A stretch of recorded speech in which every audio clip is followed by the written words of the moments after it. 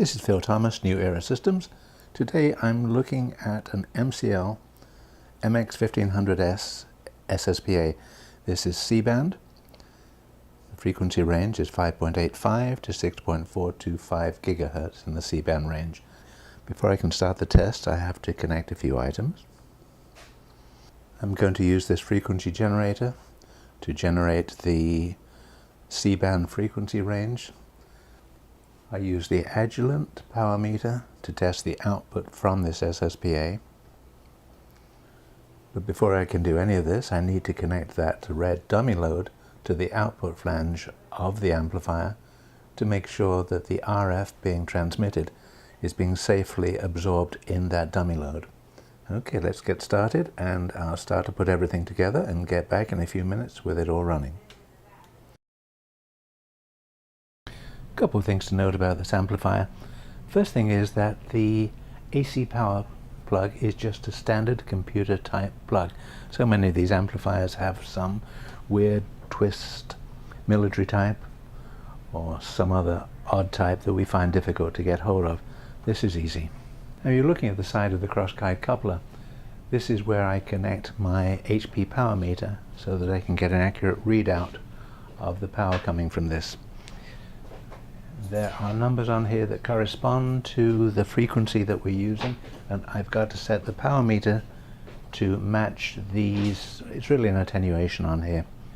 It's upside down, unfortunately, but I think with the power of Premiere Pro I can probably just invert it so you can get a better idea of what these numbers are.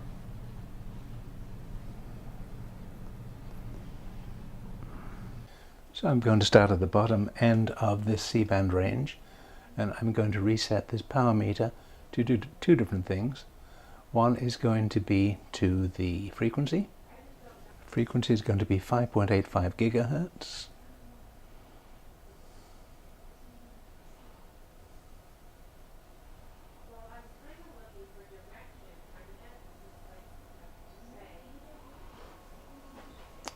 And the frequency offset is going to be 30.3 dB.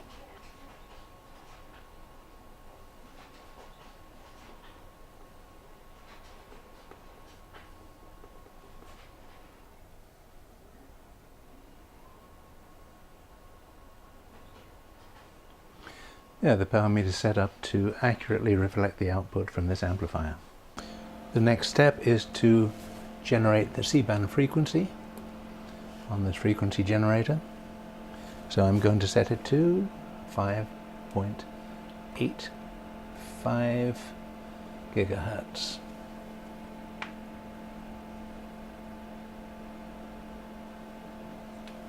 I'm going to decrease the power level just so that when I start it, it's not going to bless the SSPA. In fact, that's almost no input to the SSPA, and that's fine. That's where I want it to be. Time to start up the SSPA.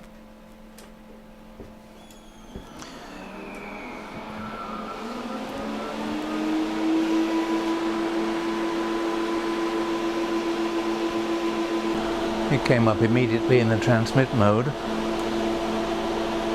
Because I set the input at a very low level, it's only generating milliwatts and not watts.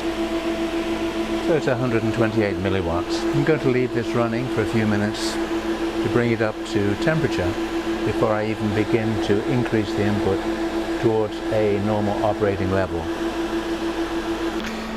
Now it's been running for a while, and from previous tests that we did, saturation appears to be at around 51 dB. 51 dB is somewhere around 150 watts. We'll see in a moment exactly what it is from the power meter on top. So I'm currently running at minus 20 dBm on the input, and that's showing 162 watts, which is a little higher than I expected.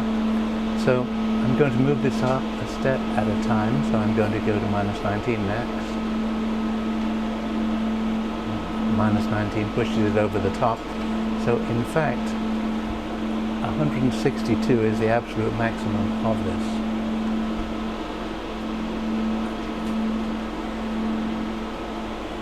Now currently I'm showing 130 watts at minus 21.1. So now I'm going to increase in steps and see where we get to.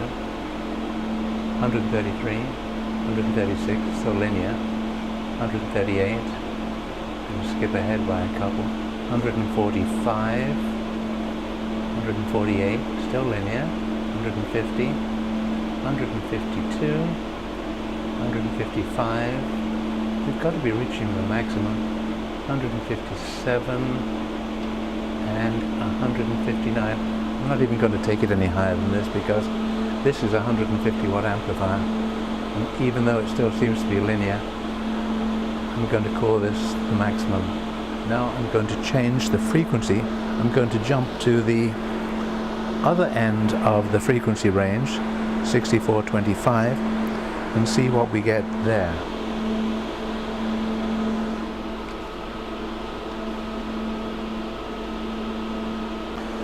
Okay, I'm set up now at 6.425, transmitting at a power range of minus 22. So again, I'm showing 107 watts on here.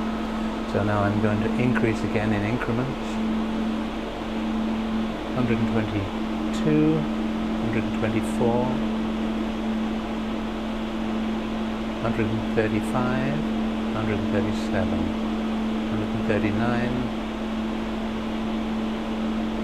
Okay, so we're up to 149 watts, and again 151, 152, and again this is what should be the maximum of this amplifier. So again, I'm not going to push it any further. I'm going to leave it at that and conclude that this is in good working condition, and I'm going to shut it down now and send it off to packing because it needs to go to a customer tomorrow.